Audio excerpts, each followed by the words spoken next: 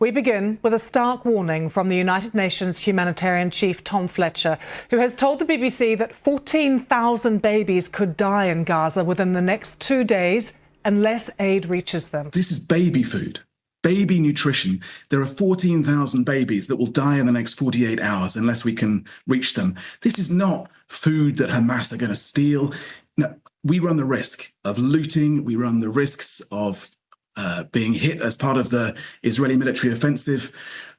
We run all sorts of risks trying to get that baby food through to those mothers who cannot feed their children right now because they're malnourished. Now to the urgent warnings tonight about the humanitarian crisis worsening in Gaza.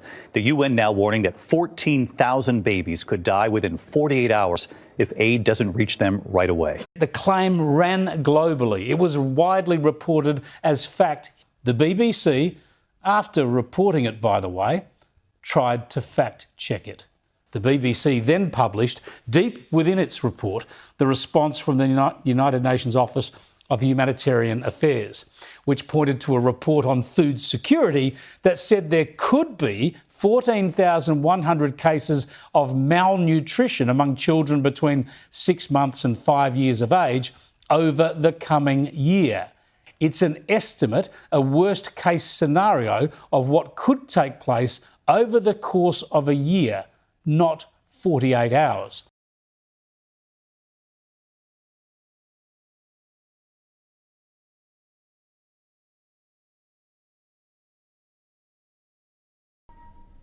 It's also linked to complete falsehoods propagated by Tom Fletcher and the international media of 14,000 babies dying in 48 hours. I mean, that is an absurdity that should have collapsed under the weight of its own absurdity, and yet it was repeated by the media around the world. Mass starvation that was first claimed in the first months of 2024, and then claimed again and again and again by NGOs, by the UN, by everybody. Some were nuanced warnings. Some declared that mass starvation had already arrived.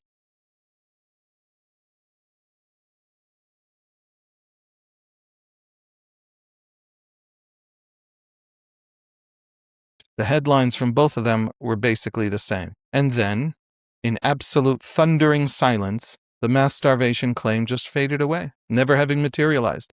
Nobody checked their facts. Nobody asked how they'd missed it, what went wrong. Billions of ordinary people around the world who don't follow the day-to-day too closely are convinced that countless Gazans died of starvation, something that simply never happened.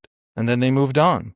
A letter to The Lancet that claimed hundreds of thousands of deaths spread like wildfire, mostly because nobody actually read or understood what it claimed, and also nobody cared enough to check if it was remotely plausible. Then, just in case anybody forgets The Lancet, comes the claim by a UN rapporteur of the death of hundreds of thousands of children. I think it was 380,000 infants under 5 allegedly had died, were going to die. That's more than the entire population of infants in Gaza under 5. More were going to die than existed. It's stupid, right? But it was repeated again and again by activists, by protesters.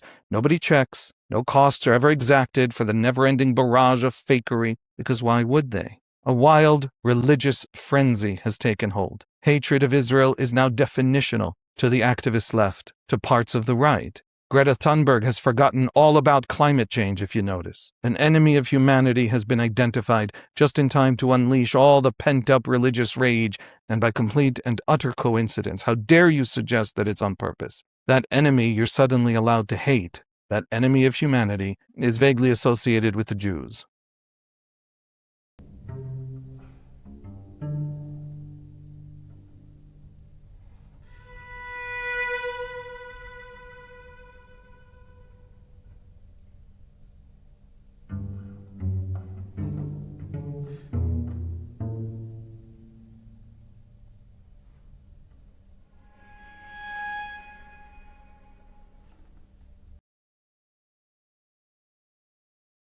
I'm not saying there isn't hunger or food insecurity or humanitarian disaster in Gaza. Of course there is.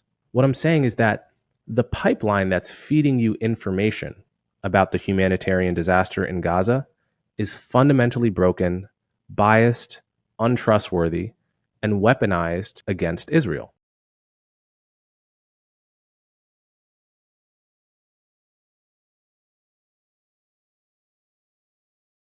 Mr. President, the American people are haunted by the images coming out of Gaza, and these are some of those images.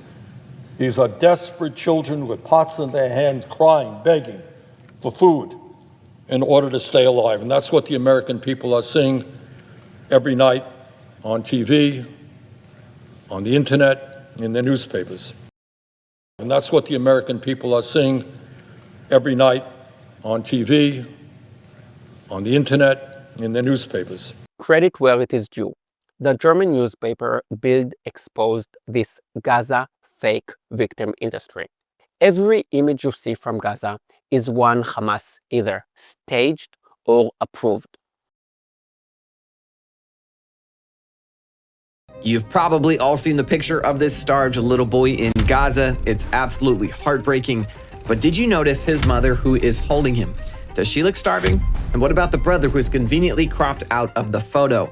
Does he look starving? So what is going on? Is this family intentionally starving this little boy, or are they lying? So the boy in the picture is real. His name is Mohammed Al-Matouk, but he's not starving. He's sick. Mohammed has a group of neurological disorders affecting his movement, his muscle tone, and posture. He also has a condition which causes low oxygen levels in his blood. And it's suspected that Mohammed also has undiagnosed genetic disorders, further complicating his treatment.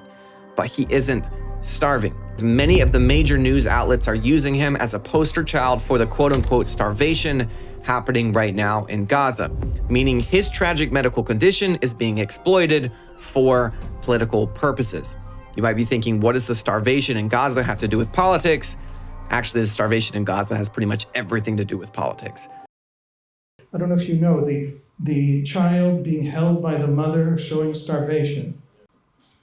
And that picture was put out on a 55 million follower New York Times Twitter feed. And the correction that he was actually suffering from something else was put out on the New York Times PR Twitter feed to some tens of thousands of followers. They lied, and then they put some back page little, would you let the New York Times reporter into Gaza if you were the Israelis and thought that it was going to be that? Since the war between Israel and Hamas started, Israel has allowed nearly 2 million tons of food into Gaza. 2 million tons of food. And right now, there are literally thousands of tons of food and other aid sitting inside of Gaza that the IDF has already approved for distribution, but they're just sitting there. Look at this video. Look at all of that food, nearly 1,000 trucks worth of food from the UN waiting to be distributed. The problem is, the UN won't let anyone have it. Why not? Aid from the UN is a funding apparatus for Hamas, and the UN knows it.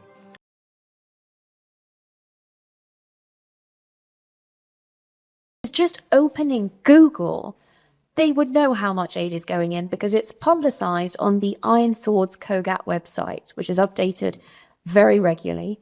And that source of information, as well as the calorific content of this food, which has been studied, there was a period of 5 months last year, which was subject to an intensive study by nutritionists and other academics that determined, on the basis of just analyzing what food was facilitated into the Gaza Strip, there were over 3,000 calories per Gazan per day going into the Strip.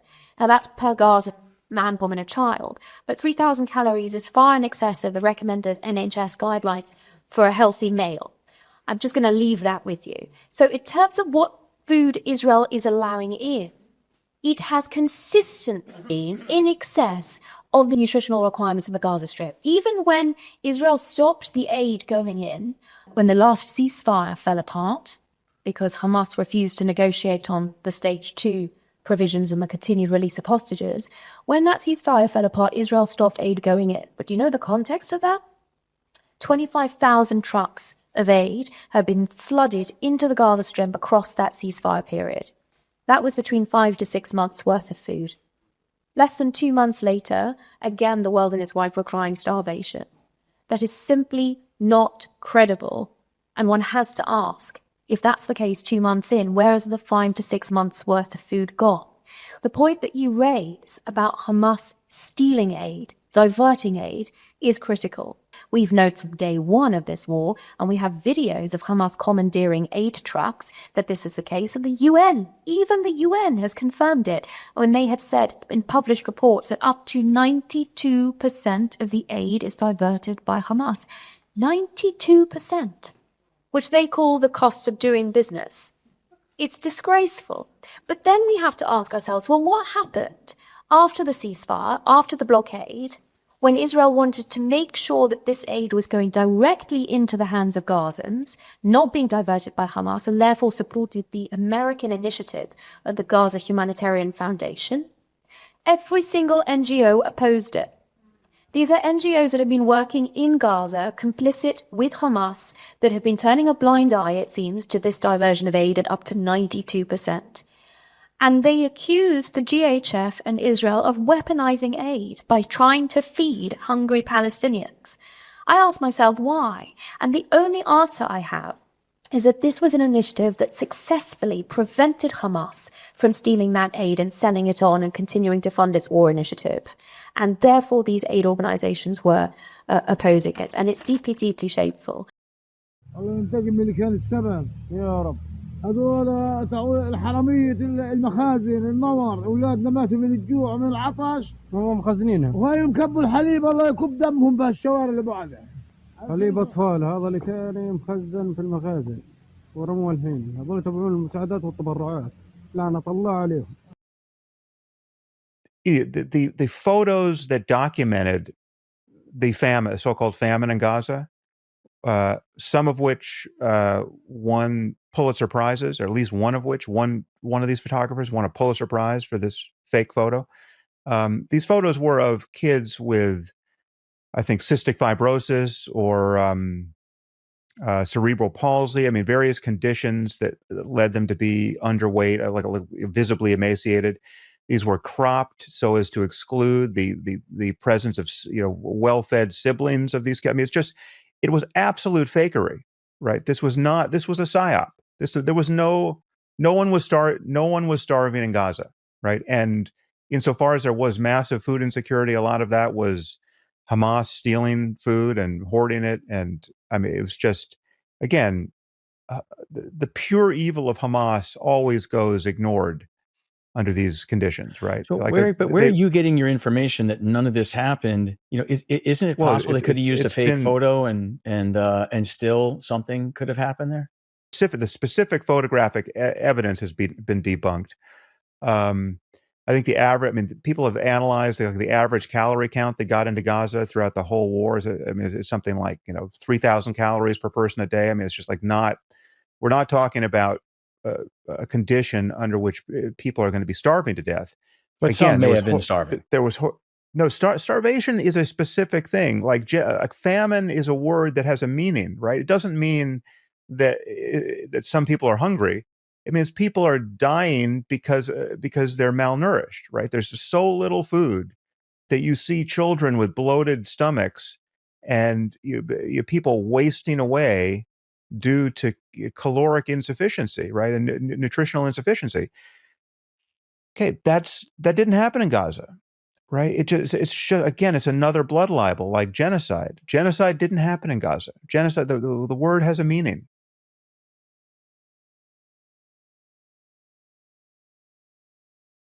We're surrounded by liars and hysterics and ideologues and people who are willingly bamboozled. The irony is that the West doesn't understand Hamas, but Hamas understands the West perfectly. Hamas knows exactly how to play the game. They know that to win sympathy, they have to play the victim.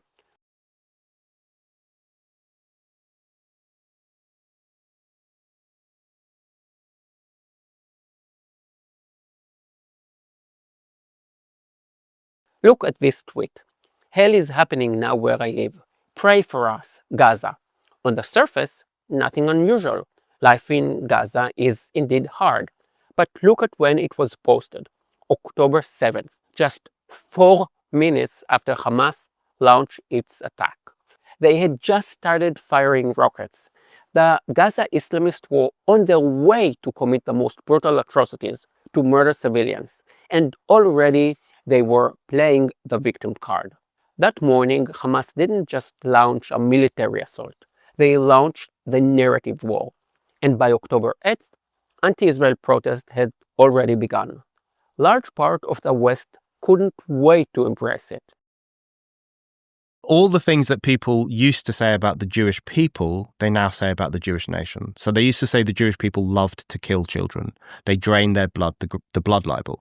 They drained their blood, they used it to make bread, they drank it, they loved to kill Christian children. Now we see that mimicked and rehabilitated in the idea that Israel, unique among the nations of the world, targets children for death.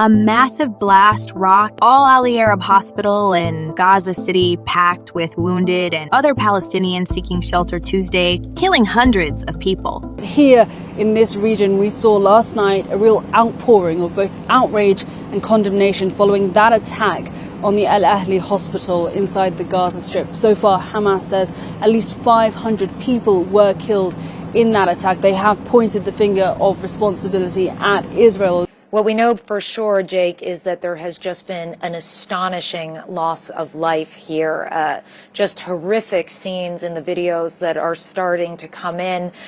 We've been hearing from Palestinian authorities 200 to 300 killed, but Hamas is now saying on their official Telegram channel that they believe 500 people were killed. In the hours after it became clear just how many people had died in this hospital strike, you heard Hamas call on people throughout the world, basically, to go out and do whatever they could to give voice to their rage and anguish. Clearly, that call has been met by many, even those who don't necessarily support Hamas, but who feel that this is just a completely unjustifiable act of hideous violence. What was the thing with the hospital? Oh, yeah. So this has been going on the past 48 hours. Basically, what happened is the entire media, the Gaza Health Ministry, which is run by Hamas, said that Israel just bombed a hospital and killed 500 people. The entire media ran with this story. New York Times, BBC, everyone said 500 killed in Israeli airstrike on hospital. And obviously this is monstrous if so, right? It actually turned out 100% the hospital wasn't bombed. It was the parking lot next to the hospital. So that was the first inaccuracy in the story. Then it turned out it's very, very unlikely to be an Israeli airstrike and was almost certainly not a Hamas rocket, but a Palestinian Islamic Jihad. This is the other Palestinian terror group in Gaza. They launched a bunch of rockets. One of them was a dud and landed in the hospital parking lot. And this is on video. Al Jazeera showed the video by accident, and that's how it's part of how it's been confirmed. What do you mean by accident? So they were showing this in real time. I think it happened at like 6:59 exactly. It's either 6:49 or 6:59. They were showing live footage of or footage they had just taken of a bunch of rockets leaving the Gaza Strip to go to Israel, and one of the rockets, you could see it was screwy. It kind of blew up, and then you see a big explosion in Gaza right at that time. Turns out that's the exact time the hospital allegedly blew up. I'm Jonathan Sacerdoti. Hadar Sella, co-editor of Camera UK. Welcome. How are you? Very well, thank you. Thank you for having me. In your view, how has the bias of the BBC evolved, if it has? Has it become subtler or more systemic or more overt? It's always been there, Jonathan. One very striking, I think, is the word example, is the Jeremy Boyd interview that he gave after the El Ahli hospital incident, in which he said that he wasn't worried at all about having misled BBC viewers by saying that the hospital had been flattened by an Israeli airstrike. If he's not worried about having told them a story that was absolutely wrong, then, what is he worried about? That's my question. And I think the interesting thing about that one, by the way, is that in that interview which he gave, it's one of those programs where the BBC has this kind of dissection of their own coverage on the BBC. Yes. They put it to him that had been false. And he said, and they asked him if he regretted it. He said, no, I don't regret it at all. Yes. And then he also shrugged his shoulders and said, oh, I was wrong. And there's also this weird bit where they ask him about it, and he sort of has this what looked to me like a kind of mock what hospital story, oh yes, that one. So it's this sort of nonchalance, this absolute denial, this kind of refusal to accept any kind of responsibility, even if he felt it was justified that he had made this so-called mistake. The fact that once it was pointed out and it had real world massive knock-on effects, I think it changed Biden's plans for traveling to the region, if I remember correctly. And it did also, along with other people who then reported this incorrect version, caused actual street protests and riots around the Middle East. It did. And so to not have any regrets over something, even if we gave him the benefit of the doubt of it being an innocent mistake, seems remarkably, obstinate, wouldn't you say?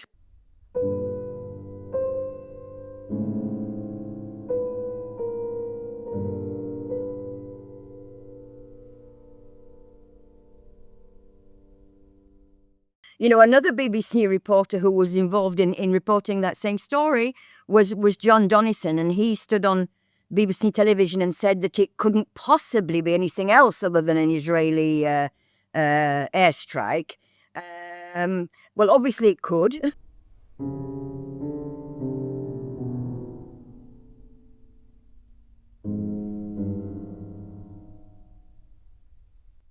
After the world has said that the Israelis fired a rocket at a hospital and killed 500 people, after some time, sure as anything, we discover the rocket was an Islamic Jihad rocket fired from inside Gaza, which landed in the car park and may have killed some people, not 500.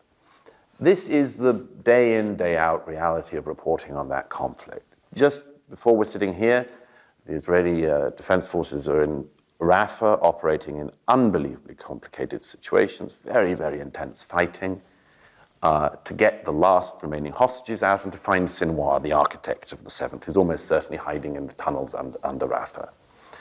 Just before we're sitting here, there's an outrage around the world claiming that the Israelis have been indiscriminately bombing a tent encampment of Palestinians. Now, already, after that lie has gone around the world, we discover what happened was that just yesterday or the day before, Hamas fired rockets from between the tents in one of the civilian areas, and they fired them at Tel Aviv. Now the Israelis located the launch pads and they fired. And it seems that what happened was that a munition of Hamas arms exploded as a secondary explosion. Now, whose fault is that? All of these deaths are, in my mind, very clearly the fault of Hamas. This is just a completely unjustifiable act of hideous violence. On Sunday, the world awoke to the news of another massacre in Gaza, perpetrated by Israel. 31 Palestinians were killed as they were trying to get to a humanitarian aid site in southern Gaza. And according to eyewitnesses on the ground, doctors at local hospitals, as well as the Palestinian Ministry of Health, Israeli gunfire was responsible for these deaths. Hamas-affiliated voices on social media immediately claimed that Israel had perpetrated a massacre, that this was some kind of trap to lure Palestinians to their death. And international media ran with that story more or less without any verification. The problem is, the massacre the media describes never happened. The IDF issued the initial statement denying the reports. I urge you not to believe every rumor spread by Hamas. They acknowledged firing warning shots to ward off potential thieves, but denied firing on Gazans at or near the distribution site. Then, the Gaza Humanitarian Foundation, Israel and US-backed organization managing aid distribution, released security footage from the aid site in question at the time of alleged massacre, which showed not only that the Israelis had not done this, but that there was no gunfire at the site at all that could be determined. At the same time, the IDF released drone footage from what they claimed to be a different aid distribution site that showed masked gunmen shooting into the crowd of people as they tried to collect humanitarian aid. Gazans on the ground that we spoke to claimed the violence was provoked and perpetrated by Hamas. نحن هنا بالقرب من المنطقة التي حدث فيها هذا الموضوع. كل الأدلة واللي شفناها بعيوننا بدل على أن حماس هي من تسبب بحالة القتل والهلع أثناء توزيع المساعدات قبل أيام اللي صار. This has been a chronic problem in reporting from Gaza for decades now, because there really is the fiction that Western media maintains a presence in Gaza. They do not. What they do have are IC relationships with Gazans who are all registered with the Hamas media office. So everything they report basically has to be pre-cleared with Hamas. The credulousness of the international media is why Hamas was able to put its main military headquarters underneath a hospital. It's why they were able to turn every UNICEF or UNRWA school, a hospital, into military base or an opening for a tunnel used by Hamas operatives. That credulousness has shaped the entire conflict and unfortunately has prolonged it. And it doesn't seem like it's going away anytime soon. We've seen this movie a lot in Iran, that how they rape women, they kill women, they beaten up women, and they proudly say that publicly because they want to create fear.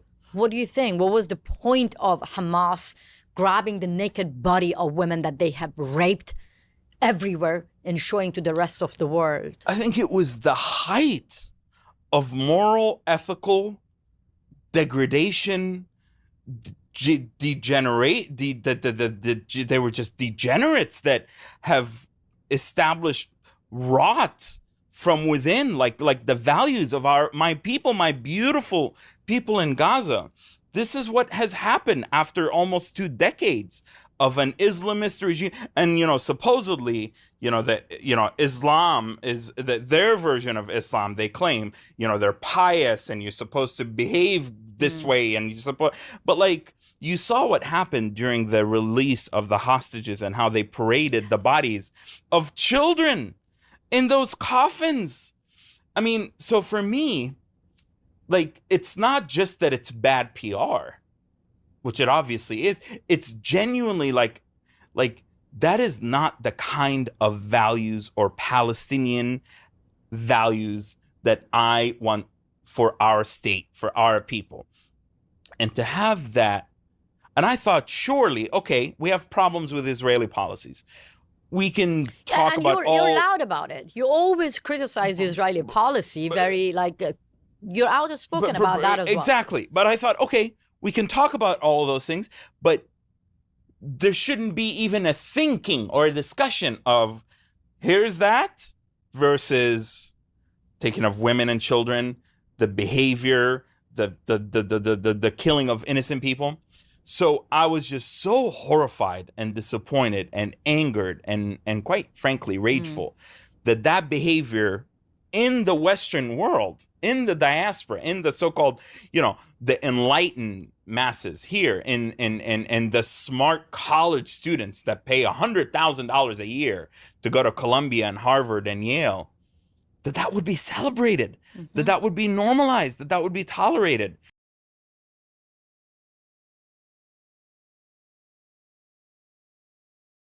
And then those people have the audacity to come after me, the guy who's deaf and lost his hearing and lost his family and lost so much in the war, and tell me I am a Zionist for speaking out against Hamas. You've described anthropology as being how did you say this, reorganized around anti-Zionist libel. Can you explain that to me? I feel like I'm not smart enough to understand that. I think the central behavior of anti-Zionists is spreading libels, right? So libel, the term kind of refers to defamation, right? You say this really bad thing about a person and you spread it to everyone. You tell all of your friends, right? If I was like, Bridget, you're a rapist or something, and just out of nowhere, just started telling the world that you're a rapist, you say, well, that's actually really messed up, right? To just make that claim about me, right? Especially if it's not true, right? So what anti-Zionists do is they spread libels about Israel. They find every possible claim about Israel. Israel just tortured a Palestinian child. Israelis love pedophilia. All pedophiles go and hide in Israel. They'll make up any claim, or they'll draw on selective real events and recontextualize them. We have to make them hyperlocal. We have to make clear that when the boot of the NYPD is on your neck, it's been laced by the IDF. Zoran Mamdani repeatedly said on panels over the last 5 years, when he was talking about defunding the NYPD, he said the NYPD learned to abuse minorities from the IDF. He was talking about some kind of exchange program of 20 cops a year. The NYPD has exchange programs with Singapore and Qatar and Amman, Jordan. It has an actual permanent office in Jordan. At Mexico, where there's thousands of extrajudicial killings by police. But for some reason, Mamdani thought that the 34,000 officers of the NYPD, when they abuse a minority person in New York, which happens sometimes, he literally would have this favorite line of his. He would say on panels, I've seen these videos, he would say, the NYPD abuses minorities or whatever, and then he would say, and the IDF laced its boots. And it's this idea that how could a 20 cop a year exchange program where they learn, among other things, how to police multi-ethnic areas, which the Israel police has a lot of experience in, among other things, tactics for hostage situations. How could those 20 cops come back to the 34,000 strong NYPD and teach them how to abuse? I mean, do American police really need the Israelis in principle to know that they can fail to serve minorities properly back in the whole idea of positioning Israel as the distillation of whatever the great evil is that you perceive? That's anti-Semitism perfectly. That's the structure, that's the purpose of anti-Semitism, and it's now applied to Israel in ways that are totally intellectually incoherent.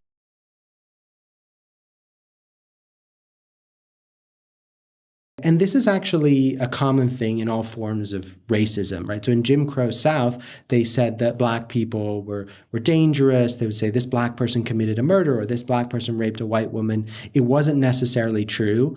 There was selective evidence, and then there would be mob justice. They'd go and lynch these people. So anti-Zionism is basically a lynch mob, right? And because it's directed at a collective, at the group of Israelis or Zionists, right? It is the case that there are individual truths and partial truths. Occasionally they'll hit on something true, but overall it's just about reinforcing stereotypes and stigmatizing this group. But what anti-Zionists always say, and what makes it powerful, is that they believe in it, right? They believe in it, but they will not accept any refutation or counter evidence. So like the genocide libel, right? They claim Israel committed a genocide, right? But if you try and show any counter evidence to this, they will just ignore it, right? So when they tried to say Israel intentionally starved the Palestinian population, and the New York Times had this famous image, which just so happened to look like a Madonna and child, so it was like the Jews killing Jesus, of this child and a mother holding this child who was supposedly starving, right? It turned out that the child actually had cerebral palsy, right? They were trying to create the impression that this was true. Now, the fact is Israel was working with this group called the Gaza Humanitarian Foundation, which literally gave millions of meals to Gazans. And now my point here is not just to defend Israel, it's just to show that basic contradictions to their narrative, they're not able to assimilate. Here's what's really happening in the Middle East. Every minority is persecuted by Muslims. The Druze and Assyrians in Syria, the Coptic in Egypt, the Baha'i, Zoroastrian, and Borak in Iran, the Christians in Iraq, the Hindus in Pakistan. There is not a single minority that thrives in the Middle East under Islamic rule. The Middle East, once a diverse, multi-ethnic region, is going through violent Islamization. The West doesn't understand and doesn't want to understand the Middle East. It doesn't want to understand the Muslim world. The West refuses to face reality. Why? Because when Muslims persecute Jews or Christians, you can't shout colonialism. When Iran crushes the Baha'is, no one calls it genocide. When Christians vanish from Iraq, no one shouts ethnic cleansing. For mixed reasons, guilt, ignorance, and ideological blindness, the West narrative dictates that the West is the villain, Muslims are the victims, and as such, they are never to blame for anything. The Islamists are not some new misunderstood force. They have been persecuting and erasing minorities for over a century. Maybe the West needs to open its eyes and change course. Instead of obsessing over Israel, it might need to confront the real problem in the Middle East, the much bigger, more uncomfortable truth, the systematic persecution of all minorities by Muslims. The problem isn't colonization, the problem is Islamization. This short clip sums up everything you need to know about the Middle East. You see the Islamists exactly as they are, brutal, yet somehow in their sick narrative, still the victims. هذا معانا نساء من الطائفة الدرزية معززات مكرمات. بإذن الله. شوف الصاير بارفع ايدك يا اختي، ارفع ايدك. ارفع ايدك. ارفع ايدك، شوف. هذا من وراك يا حكمة اجري. داعش البنيات صار داعش. شوف. داعش. شوف هذا من قصفكم يا كلاب. يا خنزير خطات الناس هذه برقبتك. يا ابن الحرام. خطات الناس هذه برقبتك. وش ذنب هذولا؟ ها؟ يا ولي يا كلب يا ابن الحرام تتمشي مصالحك الشخصية. يا ولي بإدلب في دروز معززين ومكرمين. بسويدة معززين ومكرمين. هذه جرية هنا معززين ومكرمين يا كلب. سويت حجة مشان تمشي مصالحك الشخصية يا ابن الحرام. شوف وش ذنب هذول الأطفال؟ ايش ذنب؟ خالتي منو انقتل عندكم؟ ابني وجوزي ومرت. ليش؟ مرت ابني. سبب منهم والهجري. اجري لعنة الله عليه إلى يوم الدين. لعنة الله عليك يا خنزير. شوف.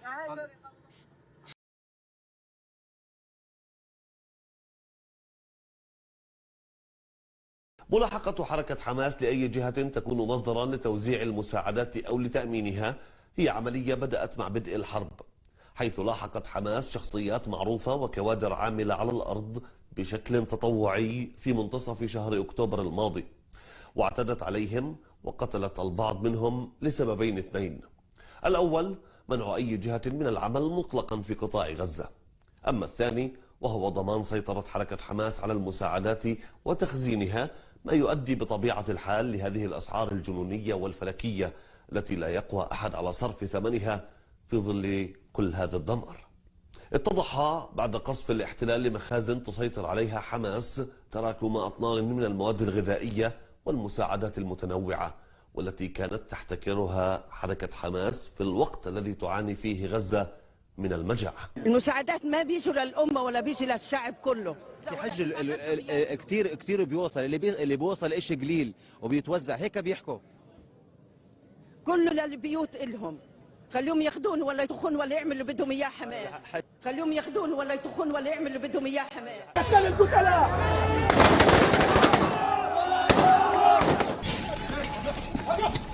Amid the US brokered ceasefire, and with Israeli troops withdrawn from parts of Gaza, Hamas has moved swiftly to reassert control over the Strip the only way it knows how, through brute force.